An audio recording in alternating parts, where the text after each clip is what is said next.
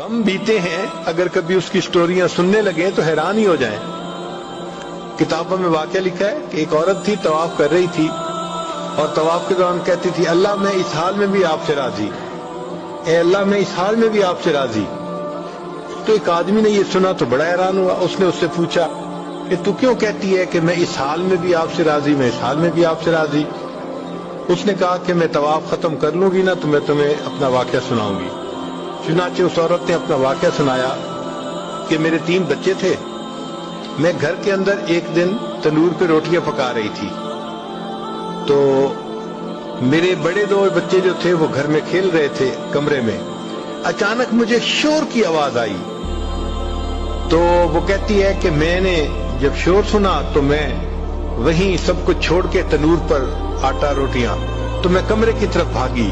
جب کمرے گئی تو میں نے ایک عجیب تماشا دیکھا کہ اس سے 1-2 دن پہلے میرے خاوند نے گھر میں بکری کو ذبح کیا تھا اور جس چھری سے بکری کو ذبح کیا تھا وہ اس نے کمرے میں رکھی تھی۔ تو میرے دونوں بچے کھیلتے کھیلتے ان میں سے ایک نے دوسرے کو کہا کہ تمہیں پتہ ہے کہ ابو نے بکری کو کیسے ذبح کیا تھا؟ تو دوسرا کہتا ہے مجھے تو نہیں پتا۔ وہ کہتے ہیں اچھا آؤ میں تمہیں بتاتا ہوں کہ کیسے ابو نے ذبح کیا تھا۔ تو میرا درمیان والا بیٹا جو تھا وہ زمین پر لیٹ گیا اور بڑے لڑکے نے اس چھری کو اٹھا لیا۔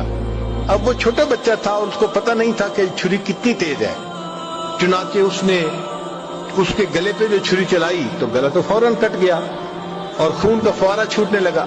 اب جب خون نکلا تو شور ہوا ہے اور میں بھاگی ہوئی آئی تو میں نے دیکھا کہ میرا بچہ خون میں لت پت پڑا تھا اور اس کی جان نکل چکی تھی۔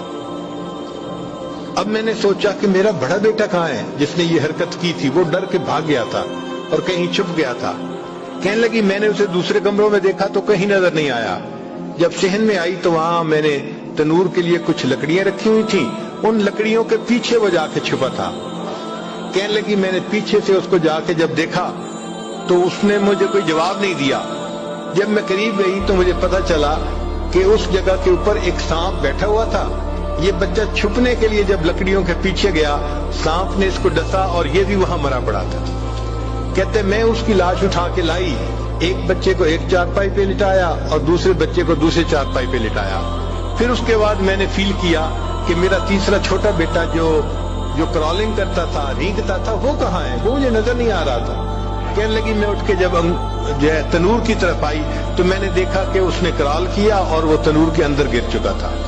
تو میں نے اپنے زندہ بیٹے کو آگ کے اندر پورا جلتا ہوا دیکھا اور وہ بھی فوت ہو گیا تھا۔ تو میں نے تینوں بیٹوں کی لاشوں کو چارپائی پہ رکھا، پھر ان کو نہلایا، ان کو کفن دیے۔ جب تینوں کے جنازے ایک دن میں گھر سے نکلے تو میں عمرے کے ارادے سے آ گئی۔ اب میں طواف کر رہی ہوں اور اپنے اللہ کو کہہ رہی ہوں اے اللہ میں اس حال میں بھی آپ سے راضی ہوں۔ آپ ذرا غور کیجئے نا اس ماں کے دل پہ کیا بیتی ہوگی کہ ایک دن میں جس کے 3 بیٹوں کا جنازہ گھر سے نکلے اور پھر وہ طواف کرتے ہوئے کہہ رہی ہے اے اللہ میں اس حال میں بھی آپ سے راضی ہوں۔ تو ہم نے کہاں غم دیکھے ہیں، کہاں تکلیفیں دیکھی ہیں؟ ہم نے نہیں دیکھی۔ ہمیں تو اللہ نے بہت سہولت کی زندگی دی ہے، بہت آسانیوں کی زندگی دی ہے۔ ہم تو جتنا شکر ادا کریں اتنا